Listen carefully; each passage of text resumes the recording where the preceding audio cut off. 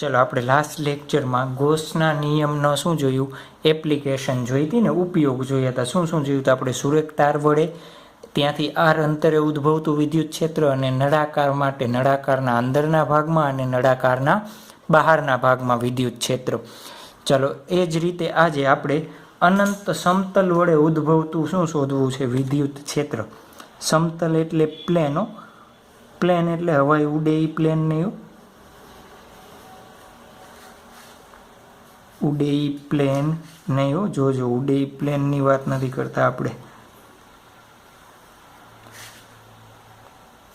ચલો આ શું થઈ ગયું? આપણા માટે સમતલ બની ગયું.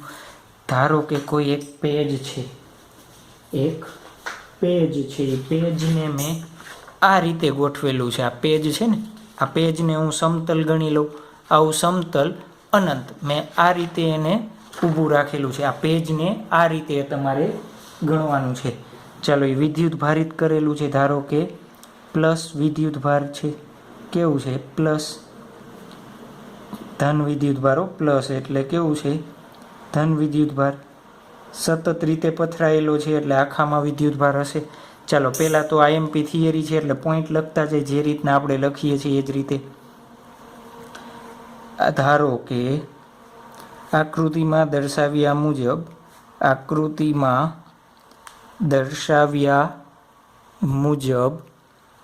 અનંત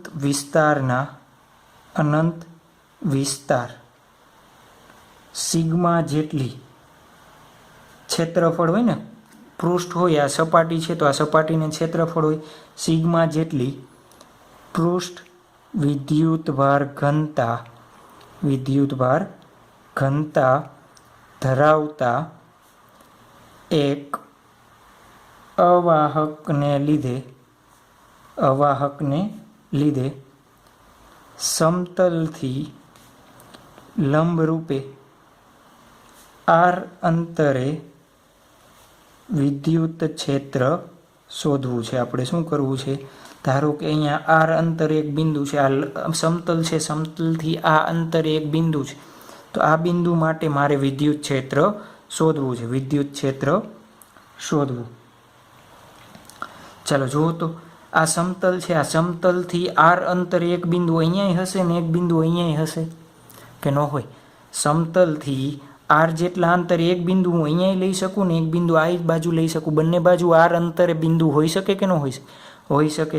તો એ જ લખી દઉં. શું લખી દઉં? સમમિતિ પરથી કહી શકાય આ જે પી બિંદુ છે એ જ રીતના અહીંયા બીજું કોઈ બિંદુ હશે અને પી કહી દઉં, આને પી ડેશ કહી દઉં. કહી શકાય કે સમતલની બંને બાજુથી એક સરખા અંતરે આવેલા પી અને પી ડેશ જેવા બિંદુ માટે વિદ્યુત ક્ષેત્ર સમાન મૂલ્યના. કેમ? અહીંયાથી આ આર અંતરે છે, અહીંયાથી આર અંતરે છે, તો વિદ્યુત ક્ષેત્રનું મૂલ્ય કેવું?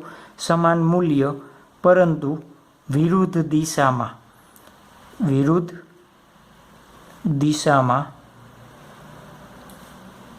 હોય છે. કેમ વિરુદ્ધ દિશામાં? ચાલો આ સમતલ છે ને વિદ્યુત ક્ષેત્ર રેખા આ બાજુ હશે આના માટે થઈ, અને આ બાજુ હોય ત્યારે એની વિદ્યુત ક્ષેત્ર રેખાઓ આ રીતના હશે. આની વિદ્યુત ક્ષેત્ર રેખા આ બાજુ, આની વિદ્યુત ક્ષેત્ર રેખા આ બાજુ. તો આ બિંદુએ વિદ્યુત ક્ષેત્રની દિશા કઈ થશે? આ બાજુ. અને આ બિંદુએ વિદ્યુત ક્ષેત્રની દિશા કઈ થશે? આ. તો આ બંનેની વિદ્યુત ક્ષેત્ર રેખાઓના મૂલ્ય સમાન પણ દિશા કેવી છે? અલગ અલગ હોય છે. અને જુઓ તો આ સમતલને કેવી રીતના છે? લંબ ખૂણે છે. સમતલને કેવા ખૂણે છે? લંબ રૂપે હોય છે. અહીંયા લખી દઉં. કેવી દિશા હોય છે? લંબ રૂપે હોય છે. ચાલો જુઓ તો હવે આપણે શું કરવું છે? આપણે જોવું હોય કે આ પી બિંદુએ મારે વિદ્યુત ક્ષેત્ર શોધવું છે, તો એના માટે હું શું કરી શકું? જુઓ તો એના માટે હું શું કરી શકું? તો મારે એક વિદ્યુત ભારથી ગોસિયન પૃષ્ઠ બનાવવું પડે જેના વડે આ વિદ્યુત ભાર ઘેરાતો હોય. તો ધારો કે એક હું નળાકાર બનાવું, શું બનાવું? નળાકાર બનાવું આ રીતના. આ બ્લેક કલરનું આપણા માટે શું બનાવ્યું મેં? ગૌસિયન પૃષ્ઠ બનાવ્યું. શું બનાવ્યું? ગૌસિયન પૃષ્ઠ. જોતા ગૌસિયન પૃષ્ઠ વડે આટલો વિદ્યુતભાર ઘેરાશે અહીંયા. અરે યાર, નો સમજમાં આવ્યું. ચાલો જુઓ તો, આ પેપર છે, પેપરમાં હું આ રીતના પેન ઊભી રાખું છું તો જુઓ તો આ પેન વડે કેટલો વિદ્યુતભાર ઘેરાશે. જુઓ તો આ પેન વડે કેટલો વિદ્યુતભાર ઘેરાય. આખું પેજ નથી જોતું, આખું ધારો કે આખું આ પેજ વિદ્યુતભારિત છે, પણ આ પેન મેં આ રીતના રાખેલી છે તો આ પેન વડે કેટલો વિદ્યુતભાર ઘેરાય. જુઓ તો આ પેનનો જે આટલો ભાગ હોય આ વર્તુળાકાર, એટલો જ વિદ્યુતભાર ઘેરાય. આટલો જ. આખું આ પ્લેન ગણજો, આ પેપર આખું આ સમતલ છે, સમતલમાં હું આ પેન રાખું છું તો આ પેન વડે ઘેરાયેલો વિદ્યુતભાર કેટલો થશે? આટલો જ. તો આ ભાગ એટલો વિદ્યુતભાર ઘેરાય. આપણે આની આગળ ચર્ચા કરવાના છે. ચાલો, આ સમતલથી આ બિંદુનું અંતર x, આ બિંદુનું અંતર x અંતરે લીધું છે ને આપણે. ચાલો એના પછીનો પોઈન્ટ શું લખી નાખીએ? આકૃતિમાં દર્શાવ્યા પ્રમાણે, આકૃતિમાં દર્શાવ્યા પ્રમાણે સમતલની બંને બાજુ એક સરખી લંબાઈનું અને એ આડછેદનું ક્ષેત્રફળ, આનું ક્ષેત્રફળ કેટલું હોય? એ જેટલું હોય. એ આડછેદનું ક્ષેત્રફળવાળું બંધ નળાકાર ગૌસિયન પૃષ્ઠ તરીકે લો. આ ધાર્યું ને આપણે, નળાકારને શું લીધું છે? ગૌસિયન પૃષ્ઠ. એ જ લખ્યું છે. ચાલો હવે જુઓ તો, મારે આ નળાકારમાંથી પસાર થતું ફ્લક્સ શોધવું હોય તો કેવી રીતના મળે? નળાકારમાંથી પસાર થતું ફ્લક્સ. કેમ નળાકાર લીધું છે? અહીંયા નળાકારની જગ્યાએ તમે કેવું લ્યો? ચોરસ, લંબચોરસ ભાગ લ્યો તોય મને કાંઈ વાંધો નથી. કેમ એ આપણે જોશું. ચાલો, 5 બરાબર 5 1 પ્લસ 5 2 પ્લસ 5 3. 1 એટલે આ બાજુ, 2 એટલે આ બાજુની સપાટી, અને 3 એટલે આ વક્ર સપાટી જે હોય એને આપણે શું કહેશું? 3. ચાલો જુઓ તો, પહેલાં નળાકારની વક્ર સપાટી માટે લખાવડાવો તો મને. આને આપણે આપી દઈએ નંબર 1. નળાકારની વક્ર સપાટી માટે જુઓ તો આનું ક્ષેત્રફળ સદિશ કઈ દિશામાં હશે? અહીંયા સમતલથી પ્લસ વિદ્યુતભાર છે તો વિદ્યુત ક્ષેત્ર આ દિશામાં હશે. બંને વચ્ચેનો ખૂણો કેવો? 90. તો E અને DA પરસ્પર લંબ હોવાથી 5 3 સંકલનમાં EDA બરાબર કેટલો થાય? 0 થાય. કેવું થશે? 0 થશે. કેમ 0? તો EDA cos થીટા થશે. થીટા કેટલો થશે? બંનેની વચ્ચે 90. તો cos 90 શું થાય? 0. ચાલો, મારે 1 અને 2 શોધવાનું રહ્યું. શું શોધવાનું રહ્યું મારે? 1 અને 2. તો ચાલો, નળાકારના એને નામ આપી દીધું આપણે P' અને P. તો નળાકારના P' બિંદુ પાસે ફ્લક્સ. જો તો P' પાસે વિદ્યુત ક્ષેત્રની દિશા અને DA ની દિશા બે એક જ બાજુ છે તો પસાર થતું ફ્લક્સ 5 1 શું થશે? લખાવડાવો તો. EDA બંને વચ્ચેનો ખૂણો કેવો છે? 0 cos 0. E કેવું હશે? વિદ્યુત ક્ષેત્ર અચળ 12 લઈ લઉં. DA કેટલો ભાગ? મારે આટલું ક્ષેત્રફળ જોઈ છે તો એ ક્ષેત્રફળ કેટલું ધાર્યું છે આપણે? એ જેટલું. કેટલું ધારેલું છે? ક્યાં ગયું? આવી રહ્યું. એ જ આડછેદનું ક્ષેત્રફળ ધારેલું છે. તો આનું નાના ભાગનો સરવાળો કરો તો શું થાય? E into A લખી દો. ચાલો, એ જ રીતના નળાકારના P બિંદુ પાસે ફ્લક્સ. ચાલો, અહીંયા E ની દિશા આ બાજુ છે, A ની દિશા આ રીતના લખી શકાય. તો 5 2 આ 1 છે ને, 5 2 બરાબર, જો તો લખાવડાવો તો EDA બરાબર EDA cos 0, આ બંનેની વચ્ચેનો ખૂણો કેવો છે 0, તો EDA પાછું આનું ક્ષેત્રફળ ને આનું ક્ષેત્રફળ સરખું છે તો E ઇન્ટુ A લખી શકાય 5 2। ચાલો કુલ ફ્લક્સ મારે શોધવું હોય તો સમીકરણ 1 પરથી 5 બરાબર કિંમત મૂકો 0 પ્લસ EA પ્લસ EA। ચાલો 5 બરાબર શું થશે 2EA। ચાલો મારે E શોધવું છે તો E કેવી રીતના મળશે, હજી જુઓ તો અહીંયા Q શું લખું હું, Q અંદરના છેદમાં એપ્સાઇલોન 0 5 બદલાબર 2 એપ્સાઇલોન A આવશે। ચાલો મારે Q અંદર શોધવો છે, Q અંદર શોધવો હોય તો કેના વડે, જુઓ તો આ બ્લેક કલરનો ભાગ આપણે કીધો ને આના વડે ઘેરાયેલો મારે વિદ્યુત ભાર શોધવો છે।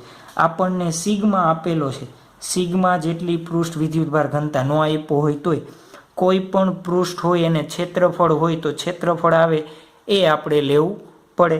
ચાલો સિગ્મા બરાબર શું થાય જુઓ તો Q અંદરના છેદમાં એ ક્ષેત્રફળ, કેટલું ક્ષેત્રફળ, આ જેટલું ક્ષેત્રફળ હોય એનું ક્ષેત્રફળ કેટલું થશે, આખો નળાકાર પેજમાંથી નીકળે છે આ રીતના હું પેન રાખું તો આનું ક્ષેત્રફળ, આ ભાગનું ક્ષેત્રફળ ને આ ભાગનું ક્ષેત્રફળ બધા કેવા હશે, સરખા, ચેન્જ નહીં થાય ને।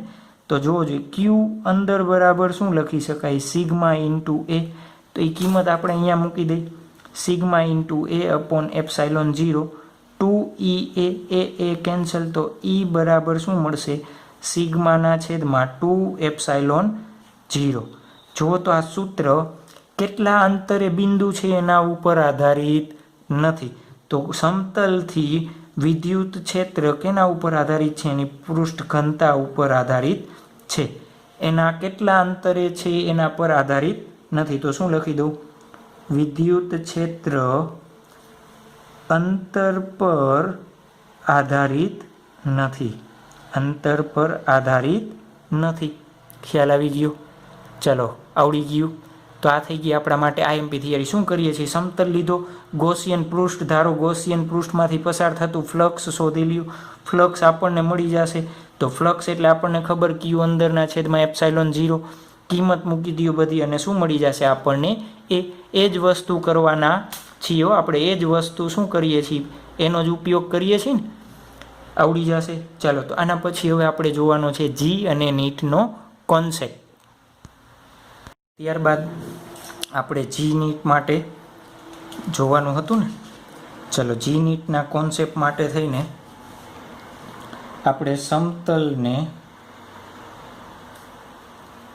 હવે આપણી સાદી ભાષામાં આ રીતના દર્શાવશું। આ આપણા માટે શું બની જશે, સમતલ બની જશે। શું બની જશે, સમતલ। ચાલો એક સમતલ છે, અત્યારે આ બીજું સમતલ આપણને આપ્યું છે plus plus plus plus plus. ચાલો આની વિદ્યુત ઓલી પૃષ્ઠ વિદ્યુતભાર ઘનતા સિગ્મા, આની પણ શું આપેલી છે સિગ્મા, 1 2 નામ આપી, અત્યારે અલગ અલગ રાખી બઈની, પછી આપણે જો સરખી હોય તો સરખી લઈ લેવાની, અલગ અલગ MCQમાં આપી હોય તો શું કરી દેવાનું, અલગ અલગ લેશું આપણે। ચાલો આવડી, હવે શું કરશું જુઓ તો તમને એમ પૂછાય કે સમતલના કેવા ભાગના, અંદરના ભાગ અને સમતલના બહારના ભાગ વચ્ચે, સમતલના અંદરના ધારો કે એમ કે બિંદુ A, બિંદુ B અને બિંદુ C માટે વિદ્યુત ક્ષેત્ર શોધો। આ રીતના આપ્યું હોય, શું આપ્યું હોય, આ પ્લેટ 1 અને પ્લેટ 2 કહી દઈએ આપણે, સમતલ 1 ની બહારનું બિંદુ A, સમતલ 2 ની બહારનું બિંદુ B અને C માટે। ચાલો આપણે એ બિંદુ માટે જુઓ તો એ બિંદુ માટે વિદ્યુત ક્ષેત્ર સમતલ 1 ના કારણે ઉદ્ભવતું વિદ્યુત ક્ષેત્ર આ પ્લસ છે તો કઈ દિશામાં હશે, E1 આ દિશામાં, I પ્લસ છે આના કારણે અહીંયા વિદ્યુત ક્ષેત્ર ઉદ્ભવશે તો E2 આ બાજુ હશે। તો મારે એ બિંદુ પાસે કુલ E જોતો હોય તો કેવી રીતના મળે, E1 પ્લસ E2 ની રીતે મળે। બંને એક જ દિશામાં છે તો મારે શું કરવું પડે, સદિશ સરવાળો કરવો પડે।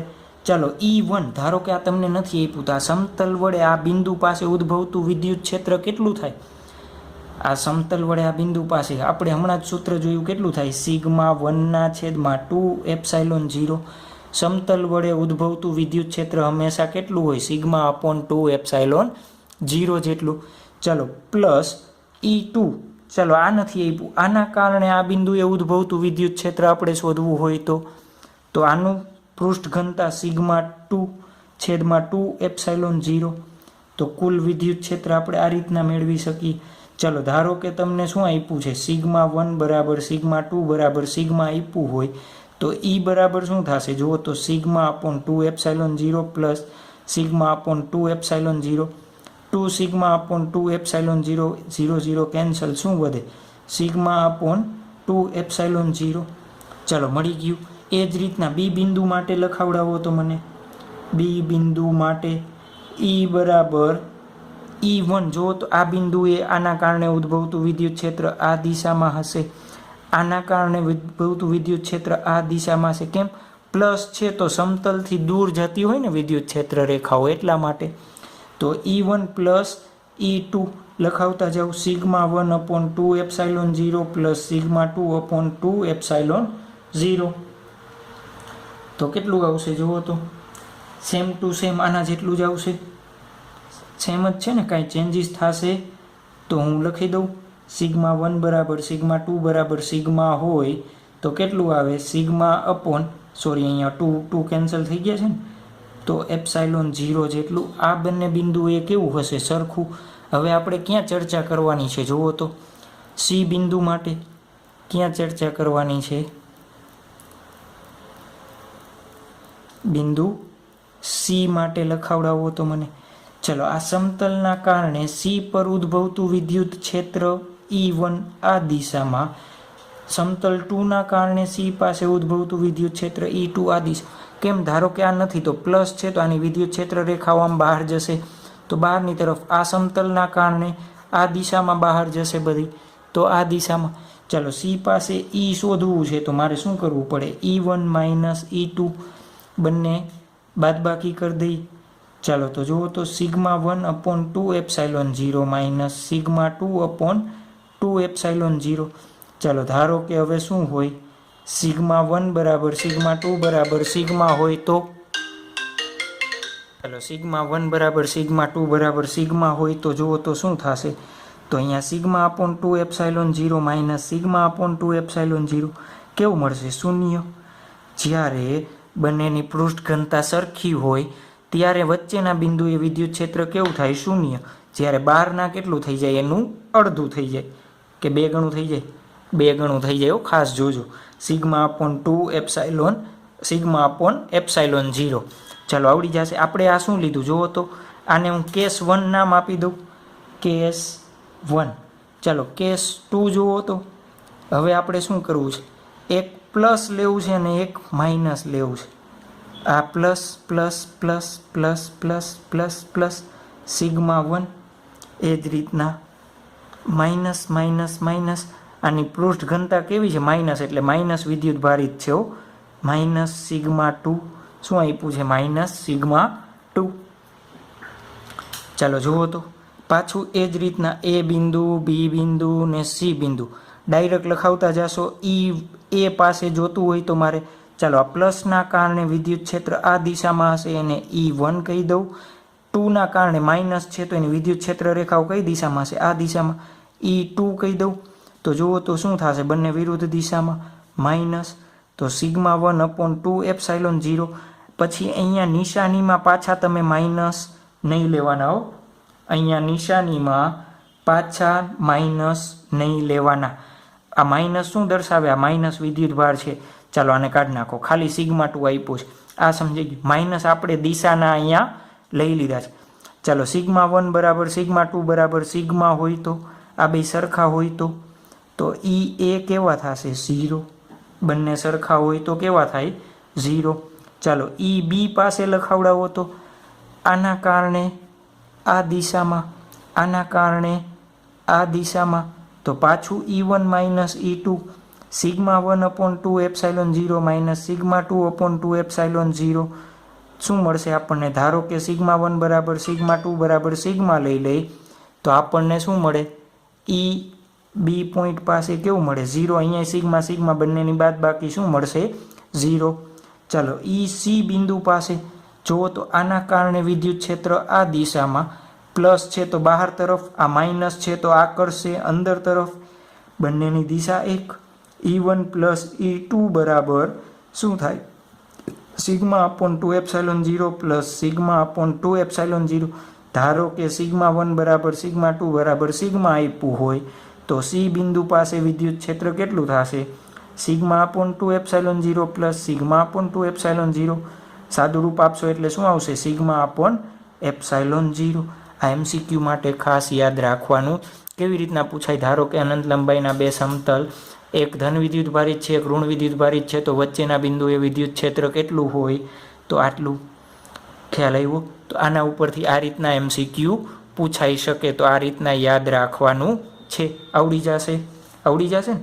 ચાલો ત્યારબાદ આપણે જોઈએ નેક્સ્ટ એમસીક્યુ. એમસીક્યુ શું આપ્યું છે? એમ દળ, આનું વજન કેટલું? એમ દળ અને પ્લસ ક્યુ વિદ્યુતભાર ધરાવતા કણને દોરીના એક છેડે બાંધેલો છે. આ કણને દોરીના એક છેડે બાંધેલો છે. દોરીનો બીજો છેડો ઉર્ધ્વ દિશામાં ગોઠવેલ આ ધન વિદ્યુતભારિત મોટા સમતલ સાથે બાંધેલો છે. આ સમતલની નિયમિત વિદ્યુતભાર ઘનતા સિગ્મા છે. તો આ સંતુલિત સ્થિતિમાં દોરી સમતલ સાથે કેટલો કોણ બનાવશે? ચાલો, આ વિદ્યુતભાર ધન છે તો આ ધન ધન અપાકર્ષણ બાંધશે, પણ આ દોરીના કારણે શું કરશે? બંધાયેલો રહેશે એટલે દૂર જશે નહીં. તો આખી દોરી દૂર જશે તો કેટલા ખૂણે દોરી દૂર જશે? તો આપણે આ ખૂણો થીટા શોધવાનો છે. ચલો કેવી રીતના શોધશું જોવો તો. આ દોરીમાં ઉદ્ભવતું તણાવ બળ ધારો કે ટી હોય તો આ ખૂણો જોવો તો આઈ થીટા છે તો આ થીટા થશે. આ દિશામાં ટી કોસ થીટા કહી દઉં અને આ દિશામાં શું થશે? ટી સાઇન થીટા થશે. ચાલો, આ ધન વિદ્યુતભાર છે, આ ધન વિદ્યુતભારના કારણે બળ લગાડે. કેવું બળ? અપાકર્ષણ બળ. એ બળની કિંમત કેટલી હોય? F બરાબર QE જેટલી હોય. F બરાબર કેટલી હશે? QE જેટલી. અને એનું પોતાનું વજન કેટલું હોય? m છે તો એના કારણે ગુરુત્વાકર્ષણ બળ G હશે, mg. ચાલો, આ મોટા સમતલ વડે ઉદ્ભવતું વિદ્યુત ક્ષેત્ર મારે F શોધવો છે અહીંયા. તો સમતલ વડે ઉદ્ભવતું વિદ્યુત ક્ષેત્ર શોધી લઈ. વડે ઉદ્ભવતું વિદ્યુત ક્ષેત્ર E બરાબર શું થશે? અહીંયા સિગ્મા અપોન 2ε0 થાય. તો F બરાબર શું છે? QE છે. તો હું શું લખું? સિગ્મા Q અપોન 2ε0 લખી દઉં. સિગ્મા અપોન શું લખી દઉં? 2ε0 લખી દઉં. F બરાબર. ચાલો જુઓ તો હવે આપણે આ બળનું સંતુલન કરીએ તો એક શું થશે? ટી કોસ થીટા બરાબર mg. બીજું શું થશે? ટી સાઇન થીટા બરાબર શું થાય જુઓ તો? F છે ને, ટી સાઇન થીટા બરાબર શું થશે? F આપણે શોધી લીધો છે. F શું લખી શકાય? આપણે શોધ્યો છે તો સિગ્મા Q અપોન 2ε0. ચાલો, આ નંબર 1. નંબર 2, સમીકરણ 2 અને 1નો ગુણોત્તર લેતા. જો તો સમીકરણ 2 અને 1નો ગુણોત્તર લ્યો તો શું થશે? ટી અહીંયા લખી દઉં સાઇન થીટા છેદમાં ટી કોસ થીટા બરાબર સિગ્મા Q અપોન 2ε0 mg છેદમાં જ આવશે. આ રીતના વધશે. T cancel. સાઇન થીટાના છેદમાં કોસ થીટા તો શું વધશે? Ten theta. ટેન થીટા શું વધ્યું? Sigma Q upon 2ε0 mg. Theta બરાબર શું થશે જુઓ તો? Tan inverse sigma Q 2ε0 mg. કેટલો ખૂણો હશે આ? હવે આના એમસીક્યુમાં તમને અહીંયા એમ આપ્યો હોય, ક્યુ આપ્યો હોય અને સિગ્મા આપ્યો હોય તો એમ ક્યુ અને સિગ્મા આપ્યો હોય તો તમે રકમ મૂકી શકો. ધારો કે એમ છે એનો કેટલો લઈશું? 2 માઇક્રોકુલમ છે. કેટલો છે? 2 માઇક્રોકુલમ. તમારે હોમવર્કમાં કરવાનો છે હો. પ્લસ ક્યુ વિદ્યુતભાર આપ્યો છે, સોરી એમ આ ક્યુ આપ્યો છે 2 માઇક્રોકુલમ, એમ આપ્યો છે 0.2 kg અને સિગ્મા તમને આપી છે 5×10⁻⁴. શું થાય એનો એકમ? કુલમ પર મીટર સ્ક્વેર. તો આ થીટા તમારે શોધવાનો છે. શું શોધવાનું છે? થીટા તમારે શોધવાનો છે. મળી જશે. એવું જરૂરી નથી આ જે એમસીક્યુ પૂછાયો એની જગ્યાએ એમ ક્યુ અને સિગ્માની તમને કિંમત આપી હોય તો આ સૂત્ર બનાવીને એમાં શું કરી દેવાની? કિંમત મૂકવાની રીએ આપણે શું કરવાની રીએ કિંમત મૂકવાની રીએ આવડી જશે। ચાલો ત્યાર પછીનો MCQ એક સમઘન આપ્યો છે એક શું આપ્યો છે સમઘન આપ્યો છે તો આ સમઘન આખો કેવો છે વિદ્યુતભાર વિતરિત થયેલો છે સમઘન આખો વિદ્યુતભાર વિતરિત પ્લસ પ્લસ પ્લસ બધે જગ્યાએ શું છે પ્લસ છે એટલે આખા કદમાં વિતરિત થયેલો છે આ હોમવર્કમાં કરવાનો છે શું કરશો અંદરના ભાગમાં અને બહારના ભાગમાં તમારે શું શોધવાનું છે અહીંયા અંદર પી બિંદુ અને અંદર ધારો કે ક્યુ બિંદુ હોય આ એની અક્ષ લઈ લઉં સમતલ તો આ ક્યુ બિંદુ અને પી બિંદુ એ બહારના ભાગમાં વિદ્યુત ક્ષેત્ર તમારે શોધવાનું છે આવડી જશે ન આવડે તો હું તમને લેક્ચર નોટ મોકલવાનો છું તો તમને એમાંથી આનું સોલ્યુશન મળી જશે ને ચાલો તો અહીંયા સુધી આપણે આ લેક્ચરમાં રાખીએ છીએ।